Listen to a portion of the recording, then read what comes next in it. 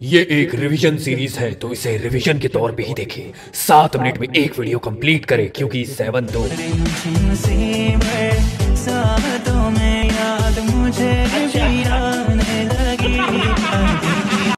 तो चलिए स्टार्ट करते हैं हमारे नेक्स्ट चैप्टर से, जिसका नाम है chapter number 6 biomechanics and sports, class 12 के लिए होने वाला है। इस चैप्टर में आप लोग को फिजिक्स से रिलेटेड टॉपिक काफी ज्यादा देखने को मिलते हैं। आगे बढ़ने से पहले नोट्स डाउनलोड कर लेना गाइस, नोट्स बहुत ज्यादा इंपॉर्टेंट है। अभी चल रहा है स्पेशल ऑफर 149 रुपीज में आप लोग के नोट्स डाउनलोड जाएंगे by using my code Shiva. बहुत तगड़े नोट्स है जिसके थ्रू आप लोग घर बैठे बेस्ट प्रिपरेशन कर सकते हो। इन सब के अलावा गाइस अगर आप चाहो तो सैम्पल पेपर के कोर्स को भी ज्वाइन कर सकते हो, जहां नोट्स फ्री ऑफ कॉस्ट मिल रहे हैं। 249 रुपीज का आप लोग का कोर्स है। शिवा कोड यूज करें जिसमें आप मेरे साथ 5 सैंपल पेपर को सॉल्व कर पाओगे, इंक्लूडिंग फ्री नोट्स आप लोग को तो मिल ही रहे। इस चैप्टर में आप लोग को ना टॉपिक्स को थोड़ा सा एड ऑन कर दिया गया है। जो सबसे पहला टॉपिक आप लोग को देखने को मिलता है वो है बायोमैकेनिक्स। बायोमैकेनिक्स का मतलब क्या होता है? Bio word specifically human life से डिनोट करता है, और मैकेनिक्स का मतलब बेसिकली क्या हो जाता है कि बॉडी का किस तरीके का मूवमेंट आप लोग को देखने को मिल रहा है। तो अगर किसी भी स्पोर्ट्स पर्सन के मूवमेंट को एनालाइज करना है तो बायोमैकेनिक्स को समझना जरूरी है। इसके थ्रू आप लोग अपने स्पोर्ट्स के स्किल को बेटर बना सकते हो और अपने आप को इंप्रूव कर सकते हो स्पोर्ट्स में।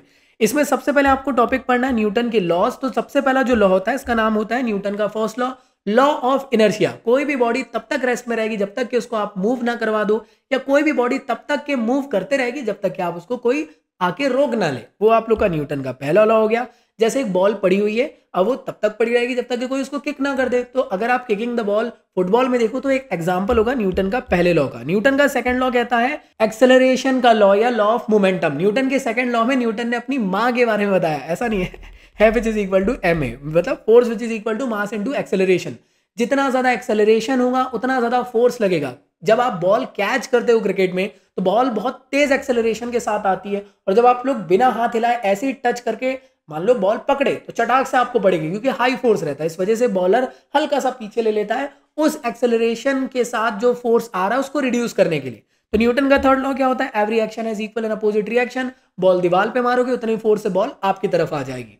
तो ये न्यूटन के तीनों लॉ है, इसको याद रखिएगा, एग्जामिनेशन में पूछे जाएंगे। न्यूटन का फर्स्ट लॉ को लॉ ऑफ इनर्शिया कहा जाता है। एग्जाम्पल में आप ये फुटबॉल वाला एग्जाम्पल दे सकते हो, एक्सेलरेशन में आप लोग क्रिकेट बॉल वाला एग्जाम्पल दे सकते हो। इसके अलावा आप लोग लॉ ऑफ रिएक्शन में आप लोग वॉकिंग, स्विमिंग और रनिंग का एग्जाम्पल दे सकते हैं। तो अगर मैं अगले टॉपिक की बात करता हूं टाइप ऑफ लीवर्स और उनकी एप्लीकेशंस, तो याद रखना लीवर्स क्या होते हैं। तो ह्यूमन बॉडी के लिए लीवर्स क्या है? तो वो फॉर्म होते हैं बोन्स, जॉइंट्स और मसल से मिलके। तो यहाँ पे आप लोग को बोन देखने को मिलेगी जो कि एक रिजिड आप लोग का स्ट्रक्चर है। मसल्स देखने को मिलेगी जो फोर्स एक्सर्ट करने वाली है। एंगुलर मोशन आपको टर्निंग मूवमेंट की वजह से होगा, और हर जगह पे एक जॉइंट होगा जिसके थ्रू ये सब चीज हो पा रही है। उसको हम लोग फल्क्रम कहते हैं, और जॉइंट के तौर पे यहाँ पे हमारी बॉडी के जॉइंट्स एक्ट करते हैं। और एक लोड देखने को मिलेगा जिसको उठाना आप लोग को रहेगा। तो 3 तरीके के आप लोग को यहाँ पे लीवर्स देखने को मिलने वाले हैं, first class lever, second class lever और थर्ड क्लास लीवर। तो फर्स्ट क्लास लीवर में अगर आप लोग अच्छे से ऑब्जर्व करो तो यहाँ पे जो फल्क्रम है बीचों बीच होता है। जो एफर्ट आप लगा रहे हो वो इस तरफ लगा रहे हो, लोड इस तरफ लग रहा है। मतलब एक ह्यूमन बॉडी से आपने चम्मच मुंह से उठाए तो फोर्स जो चम्मच का लोड है वो नीचे लग रहा है। इसको बैलेंस करने के लिए आप लोग एफर्ट इस तरफ लगाओगे, और यहाँ पे जॉइंट के तौर पे आपका हेड यहाँ पे फल्क्रम की तरह एक्ट करने वाला है। सेकंड क्लास लीवर में याद रखिएगा फल्क्रम साइड में होता है और लोड ऊपर से लगता है और एफर्ट नीचे से लगता है। ये कब लग सकता है? जब आप अपने टो के बल पे उठते हो। मान लो जब इस तरीके से होते हो, देखो यहाँ पे जॉइंट आप लोग का यहाँ पे हो गया टो के पास, और जो आप लोग लोड लगा रहे हो वो नीचे की तरफ लगा रहे हो, और जो एफर्ट आप लगा रहे हो वो ऊपर की तरफ लगा रहे हो।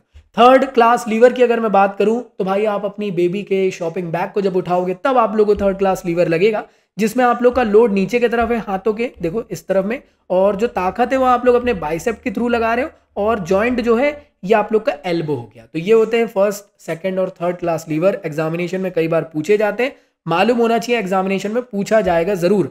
इसके अलावा लीवर्स के एप्लीकेशंस मैंने अभी आप लोगों को एक्सप्लेन कर दिया। आप लोग चाहो तो इसको पॉज करके भी एक बार रीड कर सकते हो, या कोई भी एग्जांपल बना सकते हो जो आप लोग को इन लीवर्स के बीच में कंडीशनिंग पे देखने को मिल रहा है। अगला जो टॉपिक है उसका नाम इक्विलिब्रियम है। इक्विलिब्रियम एक ऐसा पॉइंट होता है जहां पे जो बॉडी है वो बैलेंस आप लोग को देखने को मिलेगी। मतलब ऐसे टाइप का पॉइंट जहां पे सारे फोर्स एक दूसरे को काउंटर करके बैलेंस करते रहे। जैसे ये सीसॉ में इधर दीदी 50 किलो की बैठी, इधर भी दीदी 50 किलो की बैठी है, तो बॉडी बैलेंस आप लोग को देखने को मिलने वाली है।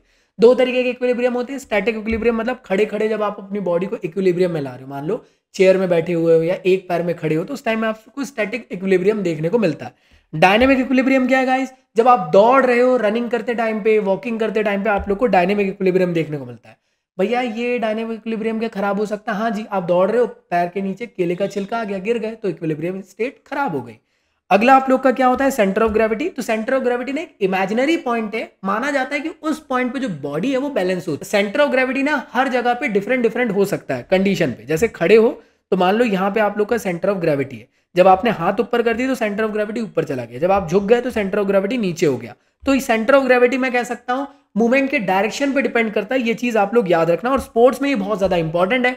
कई बार आपने देखे होंगे ना, बैट्समैन खड़े खड़े बैटिंग करते करते गिर जाते हैं, सेंटर ऑफ ग्रेविटी उनकी अचीव नहीं हो पाती और वो गिर जाते हैं। यॉर्कर के टाइम में आपने कई बार देखे होंगे बैट्समैन उसको सही तरीके से खेल नहीं पाए और अपनी ही जगह में खड़े खड़े गिर गए। अब अगला टॉपिक है फ्रिक्शन। क्या होता है? तो याद रखिएगा फ्रिक्शन एक ऐसे टाइप का फोर्स होता है, मान लो एक बॉल है जिसको आपने धक्का मारी तो बॉल इस तरफ जा रही है आप लोग को, है ना, लेकिन इसके अपोजिट इन डायरेक्शन में फ्रिक्शन आप लोग को लगते हुए देखने को मिलता है। तो फ्रिक्शन याद रखिएगा रफ सरफेस में ज्यादा लगता है, स्मूथ सरफेस में कम लगता है। स्टैटिक फ्रिक्शन याद रखिएगा उस ऑब्जेक्ट पे लगता है जो अपनी ही जगह पे, जैसे ये टेबल अपनी जगह पे, आप इसमें कितना भी फोर्स लगाओ ये अपनी ही जगह पे रहेगा। क्यों? क्योंकि अपोजिट इन डायरेक्शन पे फ्रिक्शनल फोर्स भी लग रहा है, तब जो ऑब्जेक्ट है वो किसी भी जगह पे हिलेगा नहीं और अपनी ही जगह पे रह जाएगा, उसे कहते हैं स्टैटिक फ्रिक्शन। अब अगला है स्लाइडिंग फ्रिक्शन। कोई भी ऑब्जेक्ट जब स्लाइड हो रहा है तो उस टाइम पे जब जिस तरफ वो स्लाइड हो रहा है उसके अपोजिट इन डायरेक्शन पे फोर्स लगते हुए दिखता है, उसको कहते हैं स्लाइडिंग फ्रिक्शन। और कोई भी ऑब्जेक्ट जब रोल हो रहा है जिस तरफ उस पे एक्चुअल फोर्स लग रहा है उसके अपोजिट इन डायरेक्शन में एक आप लोग को रोलिंग फ्रिक्शन आप लोग को देखने को मिलेगा, उसको रोलिंग फ्रिक्शन कहते हैं गाइस। और फ्लूइड फ्रिक्शन आप लोग को देखने को मिलता है जिस तरफ आप लोग तैर रहे हो, स्विमिंग कर रहे हो, उसके अपोजिट इन डायरेक्शन में आप लोग को एक फ्रिक्शन ऑब्जर्व होगा जो कि फ्लूइड की वजह से हो रहा है, इसलिए उसको फ्लूइड फ्रिक्शन कहते हैं। और जो फ्लूइड फ्रिक्शन है एयर की वजह से भी आप लोग को देखने को मिल सकता है। अगला टॉपिक है प्रोजेक्टाइल। क्या होता है गाइस? तो याद रखिएगा प्रोजेक्टाइल ना वो चीज है जब आप किसी भी ऑब्जेक्ट को थ्रो कर रहे हो तो एक पैराबोलिक कर्व फॉर्म होता है, इसी को हम लोग कहते हैं प्रोजेक्टाइल। तो किसी भी ऑब्जेक्ट को ज्यादा से ज्यादा दूर तक फेंकना है तो 45 डिग्री के आसपास के एंगल में अगर आप फेंकोगे तो वो ऑब्जेक्ट ज्यादा दूर जाएगा।